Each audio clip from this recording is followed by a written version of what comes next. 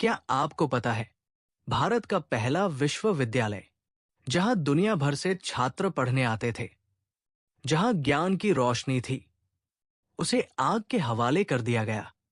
लेकिन सवाल यह है, तक्षशिला विश्वविद्यालय को किसने जलाया और क्यों इतिहास इस सच्चाई को साफ नहीं बताता? तक्षशिला केवल एक विश्वविद्यालय नहीं था, यह प्राचीन भारत की ज्ञान राजधानी था। आज से लगभग 2500 साल पहले यहां गणित, चिकित्सा, राजनीति, अर्थशास्त्र, यहां तक कि युद्ध नीति तक पढ़ाई जाती थी। चाणक्य, पाणिनि, चरक जैसे महान विद्वान इसी तक्षशिला से जुड़े माने जाते हैं।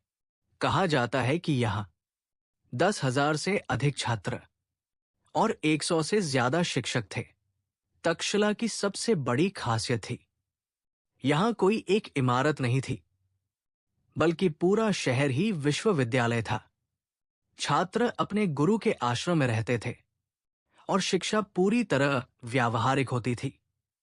यहां डिग्री नहीं, योग्यता देखी जाती थी। आज की यूनिवर्सिटी सिस्टम से कई गुना आगे था तक्षशिला। लेकिन फिर इतिहास में आता है एक अंधेरा दौर।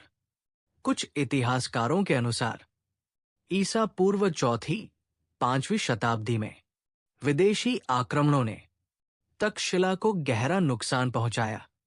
खासतौर पर हून आक्रमणों को इसके पतन से जोड़ा जाता है। कहा जाता है कि शिक्षा केंद्रों को जलाया गया, ग्रंथ नष्ट कर दिए गए। लेकिन फिर इतिहास में आता है एक अंधेरा दौर। कुछ इतिहासकारों के अनुसार ईसा पूर्व 4वीं-5वीं शताब्दी में विदेशी आक्रमणों ने तक्षशिला को गहरा नुकसान पहुंचाया।